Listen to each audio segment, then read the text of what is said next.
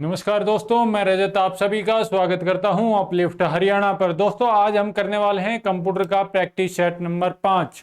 दोस्तों हर रोज आपकी कंप्यूटर की क्लास रेगुलर वे में हो रही है और इसके अंदर आपको 10 नंबर की तैयारी करवाई जा रही है। दोस्तों जो कैंडिडेट ये बोलता है कि मेरे को कंप्यूटर बिल्कुल समझ में नहीं आता या कंप्यूटर से मुझे नफरत है, मैं उस कैंडिडेट से एक बात कहना चाहता हूं कि आप हर रोज ये क्लास लीजिए, आपका कंप्यूटर के अंदर इंटरेस्ट बन जाएगा और एग्जाम के अंदर आप हर 10 में से 10 क्वेश्चन ठीक करके आएंगे।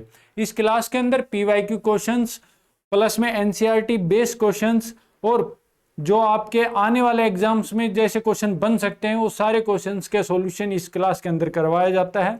आप रेगुलर इस क्लास को लीजिए, मैं गारंटी देता हूं आपके एग्जाम में 10 में 10 आने की संभावना बढ़ती जाती है। ठीक है दोस्तों, आइए आज का पहला क्वेश्चन देखते हैं।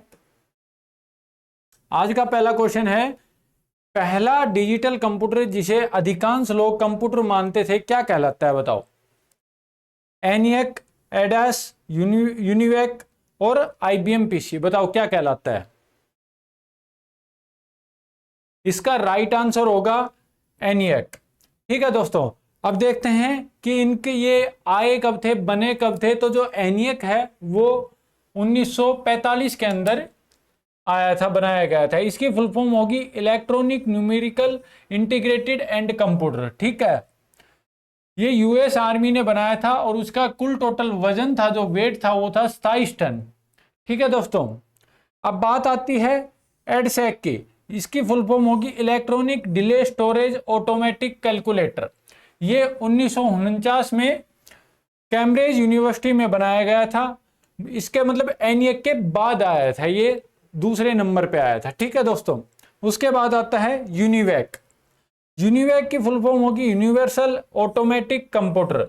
ये 1951 में बनाया गया था। ठीक है, और ये किस पर्पज से बनाया गया था, कमर्शियल कंप्यूटर था जो बिजनेस के लिए बनाया गया था। ठीक है, आईबीएम, इसके बाद आता है आईबीएम पीसी। ठीक है, ये 1981 में बनाया गया था। ये मतलब आया तो थोड़ा लेट था और ये अभी तक चल रहा है। ठीक है, ये आईबीएम पीसी ने बनाया, आईबीएम पीसी 1981 में आया था। ठीक है, नेक्स्ट क्वेश्चन देखते हैं, कंप्यूटर को नियंत्रण करने वाले व्यक्ति को क्या कहते हैं बताओ। जो कंप्यूटर को नियंत्रण करता है, उसको कोई भी इंस्ट्रक्शन देता है या फिर उस पर जो काम करता है उसको क्या कहते हैं। लाइववेयर, हार्डवेयर, सॉफ्टवेयर या फर्मवेयर, बताओ क्या कहेंगे। इसका राइट आंसर होगा लाइववेयर। ठीक है दोस्तों, क्योंकि हार्डवेयर तो जिसपे जैसे कि कीबोर्ड हो गया, माउस हो गया, सीपीयू हो गया, ये क्या है, हार्डवेयर है। सॉफ्टवेयर क्या हो गए, जो पीसी के अंदर रहते हैं वो सारे सॉफ्टवेयर हो गए, जैसे एप्लीकेशंस वगैरह होगी, ये सॉफ्टवेयर हो गए। ठीक है, फर्मवेयर भी नहीं होगा। आइए नेक्स्ट क्वेश्चन की तरफ चलते हैं। नेक्स्ट क्वेश्चन है, कंप्यूटर में ऑपरेटिंग सिस्टम का अर्थ क्या है बताओ। जो हमारा कंप्यूटर है उसके अंदर ऑपरेटिंग सिस्टम का अर्थ क्या है। सिस्टम सॉफ्टवेयर है, एप्लीकेशन सॉफ्टवेयर है, हार्डवेयर है या नेटवर्क सॉफ्टवेयर है, बताओ क्या होगा। इसका राइट आंसर होगा सिस्टम सॉफ्टवेयर। ठीक है दोस्तों, एप्लीकेशन सॉफ्टवेयर तो जो हमारे जैसे व्हाट्सएप हुआ वगैरह, जो टेलीग्राम वगैरह, ये एप्लीकेशन सॉफ्टवेयर है। ठीक है, सिस्टम सॉफ्टवेयर अलग चीज है। हार्डवेयर अभी मैंने बताया था, जो कीबोर्ड माउस वगैरह हो, मॉनिटर वगैरह हो, ये हार्डवेयर होते हैं। नेटवर्क सॉफ्टवेयर भी नहीं होगा। जो ऑपरेटिंग सिस्टम का अर्थ है वो क्या होगा, सिस्टम सॉफ्टवेयर, ये सिस्टम को चलाता है।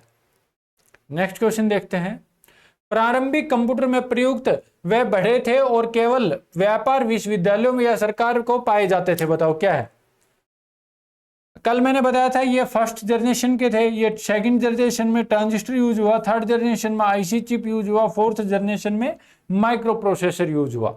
ठीक है, तो इस क्वेश्चन का आंसर क्या होगा, those used in early computer were big and found only business, university और गवर्नमेंट्स, बताओ क्या होगा। तो इसका राइट आंसर है वो हो जाएगा वैक्यूम ट्यूब। ठीक है दोस्तों, जो वैक्यूम ट्यूब थी वो सबसे पहली जनरेशन के अंदर आई थी, मैंने बताया 1940 से 1956। 1956 में सेकंड जनरेशन में ट्रांजिस्टर आ गया था। ठीक है, इससे बहुत गर्मी पैदा होती थी, ये स्पेस भी बहुत ज़्यादा, एक रूम जितना स्पेस घेरता था, और तो इसकी वजह से इसके अंदर इतनी कैपेबिलिटी नहीं थी। फिर उसके बाद 1956 से 1963 में आया, ट्रांजिस्टर का यूज होने लगा, ये थोड़ी जगह कम घेरने लगा, थोड़ा प्रोसेसर तेज हो गया इसका। उसके बाद आता है आईसी चिप, इंटीग्रेटेड सर्किट, ये थर्ड जनरेशन के आ गया पीसी। मतलब इसके अंदर 1964 से और 1971 तक रहा ये। 1964 में ये आया जब ये इसका स्पेस भी छोटा हो गया और ये प्रोसेसर भी बहुत तेज हो गया। इसके बाद ये अफोर्डेबल भी हो गया कि हर कैंडिडेट इसको परचेज कर पाए। उसके बाद 1971 में आया माइक्रो प्रोसेसर, ये 1971 से लेके अब तक चल रहा है, अफोर्डेबल भी है, जो आप सभी यूज करते हैं लैपटॉप पीसी, उन सभी के अंदर माइक्रो प्रोसेसर का यूज होता है। ठीक है, नेक्स्ट क्वेश्चन है, सही विकल्प चुनो जो बताता है कि इनपुट डिवाइस का उपयोग किस उद्देश्य से किया जाता है। जो हम इनपुट देते हैं उसका किस उद्देश्य से इसमें यूज होता है कंप्यूटर के अंदर, बताओ। Choose the correct option who tell us what purpose in the input device is used, बताओ। तो इसका आंसर बताओ। टू ट्रांसमिट डाटा होगा, टू स्टोर डाटा होगा, या टू प्रोसेसर होगा डाटा होगा, या फिर टू डिस्प्ले डाटा होगा। इसका राइट आंसर होगा to transmit data.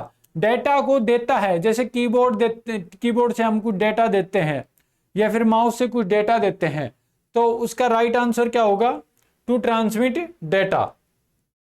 Next question देखते हैं। पहला इलेक्ट्रॉनिक मेल किसने भेजा और कब, किस वर्ष में भेजा, बताओ। इसका राइट आंसर बताओ। रे टॉमलिंसन होगा, बिल गेट्स होगा, टिम बर्नर्ली होगा, या फिर विंट ग्रेफ होगा, बताओ क्या होगा। तो पहला जो मेल है वो 1971 के अंदर भेजा गया था और रे टॉमलिंसन ने भेजा था। ठीक है, नेक्स्ट क्वेश्चन है, माइक्रोसॉफ्ट वर्ड किस प्रकार का सॉफ्टवेयर एप्लीकेशन है, बताओ। जो माइक्रोसॉफ्ट वर्ड है वो किस प्रकार का सॉफ्टवेयर एप्लीकेशन है। मैंने कल भी बताया था कि जो माइक्रोसॉफ्ट वर्ड है वो एक वर्ड प्रोसेसर टाइप का एप्लीकेशन है। स्प्रेडशीट क्या होगा, एक्सेल हो जाएगी। ठीक है, डाटाबेस भी हो जाएगा, अलग चीज है। प्रेजेंटेशन क्या होगा, बताओ।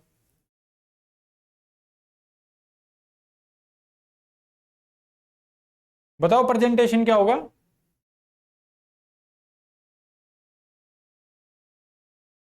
नहीं भाई, प्रेजेंटेशन आप गलत बता रहे हो, ये होगा पीपीटी, जिसमें हम स्लाइड्स प्रिपेयर करते हैं। समझ गए। नेक्स्ट क्वेश्चन है, माइक्रोसॉफ्ट एक्सेल किस श्रेणी में आता है। माइक्रोसॉफ्ट एक्सेल अभी बताया मैंने किस श्रेणी के अंदर आता है, बताओ। इसका राइट आंसर आप गलत बता रहे हो भाई, डाटाबेस नहीं आएगा, स्प्रेडशीट आएगा।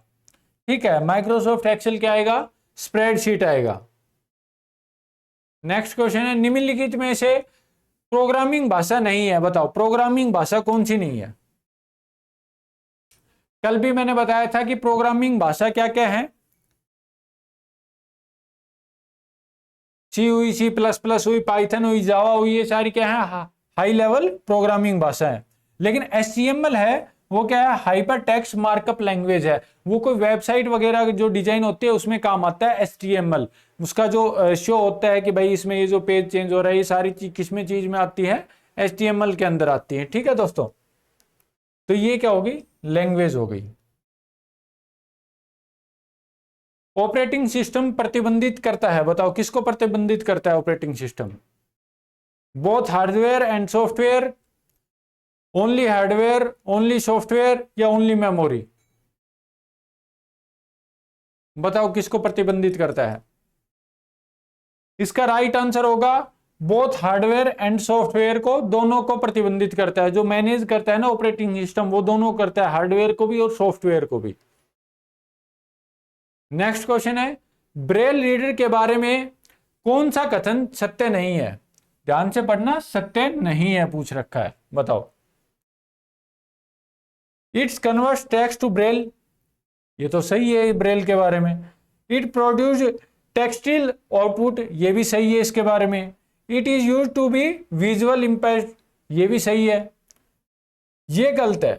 The output of a braille reader is through audio, ये इसके बारे में गलत है। ऑडियो के थ्रू ब्रेल का प्रदर्शन नहीं किया जाता, ब्रेल नहीं बोल जाती। ब्रेल का जैसे टच करके, जिनको नहीं दिखता वो टच करके इसके अंदर देख पाते हैं। एसएमटीपी का अर्थ क्या है? ये मैंने आपको इसका फुल फॉर्म और इसके बारे में तीसरी क्लास के अंदर बताया था, प्रैक्टिस सेट नंबर 3 के अंदर बताया था। बताओ क्या है? तो एसएमटीपी का मतलब बताओ क्या होगा? सिंपल मेल ट्रांसफर प्रोटोकॉल होगा, या सिंपल मैसेज ट्रांसफर प्रोटोकॉल होगा, या सिक्योर मेल ट्रांसफर प्रोटोकॉल होगा, या स्टैंडर्ड मेल ट्रांसफर प्रोटोकॉल होगा? बताओ क्या होगा? तो इसका राइट आंसर होगा सिंपल मेल ट्रांसफर प्रोटोकॉल। ठीक है दोस्तों, आइए नेक्स्ट क्वेश्चन की तरफ चलते हैं। ये बताइए कंप्यूटर में एक्सेसिबिलिटी फीचर में क्या लाभ है? बताओ। कंप्यूटर की स्पीड को इंक्रीज करता है, या रिड्यूस स्टोरेज यूजेज करता है, या इंप्रूव इंटरनेट कनेक्शन? बताओ क्या है? या फिर people with limited accessibility ability can use be the computer? बताओ क्या होगा? तो दोस्तों इसका राइट आंसर होगा people with limited ability can use the computer. ठीक है, आइए आगे बढ़ते हैं। नेक्स्ट क्वेश्चन है, निम्नलिखित में से कौन सा कमांड लाइन ऑपरेटिंग सिस्टम है? बताओ। दो प्रकार के ऑपरेटिंग सिस्टम होते हैं, मैंने शायद सेकंड क्लास के अंदर ही डिस्कस किया था कि एक तो जीयूआई आधारित होते हैं और एक कमांड लाइन ऑपरेटिंग सिस्टम होते हैं, CUL। बताओ क्या होगा इसमें से? तो इसने पूछा है, सॉरी, CL। बताओ कौन सा है ये? जो कमांड लाइन ऑपरेटिंग सिस्टम है और या फिर ग्राफिकल यूजर इंटरफेस है? बताओ कौन सा होगा? तो इसका राइट आंसर होगा यूनिक्स। यूनिक्स और लिनक्स दोनों कमांड लाइन आधारित ऑपरेटिंग सिस्टम है, लेकिन जो विंडो और मैक ओएस और एंड्रॉइड है ये ग्राफिकल यूजर इंटरफेस आधारित ऑपरेटिंग सिस्टम है। आइए आगे देखते हैं। नेक्स्ट क्वेश्चन है, कंप्यूटर इंटरनेट दुनिया में अपराध और अवैध लेन देन को क्या कहा जाता है? ई क्राइम कहा जाता है, नेट क्राइम कहा जाता है, डिजिटल फ्रॉड, या साइबर क्राइम? बताओ। तो इसका राइट आंसर होगा साइबर क्राइम। जैसे जो भी फ्रॉड वगैरह होता है तो इन सभी को क्या कहते हैं? जैसे किसी ने हमारे से पासवर्ड ले लिए या फिर अकाउंट हैक कर लिया, पासवर्ड हैक कर लिए, तो ये सारी चीजें किसके अंदर आती हैं? साइबर क्राइम के अंडर में आती हैं। साइबर इंटरनेट पर वही सब करना साइबर क्राइम, पासवर्ड चुराना हैकिंग हो गया, फेक वेबसाइट बनाना पुशिंग पिशिंग हो गया, ऑनलाइन फ्रॉड, ये सब साइबर क्राइम है। इंडिया में इसे आईटी एक्ट 2000 के तहत सजा के प्रोविजन में रखा गया है। ठीक है दोस्तों, आइए नेक्स्ट क्वेश्चन की तरफ चलते हैं। निम्नलिखित में से कौन सा डिवाइस इनपुट और आउटपुट दोनों कार्य करता है? बताओ। स्कैनर करता है, प्रिंटर करता है, कीबोर्ड करता है, या टच स्क्रीन करता है? बताओ। जो इनपुट का भी काम करता है और आउटपुट का भी काम करता है। तो इसका राइट आंसर होगा टच स्क्रीन, क्योंकि इस पे हम कुछ भी क्लिक करके अपनी इनपुट भी दे सकते हैं और जब इसका रिजल्ट आता है तो उसे बोलते हैं आउटपुट। जो आउटपुट आ रही है तो टच स्क्रीन से दोनों काम हो जाते हैं। ठीक है, इनपुट और आउटपुट डिवाइस दोनों हो गए। नेक्स्ट क्वेश्चन है, निम्नलिखित में से कौन सा ऑपरेटिंग सिस्टम नहीं है? बताओ। अभी मैंने पीछे भी बताया था, तो बताओ इसमें कौन सा ऑपरेटिंग सिस्टम नहीं है? पाइथन नहीं है, विंडो नहीं है, लिनक्स नहीं है, या फिर मैक ओएस नहीं है? बताओ।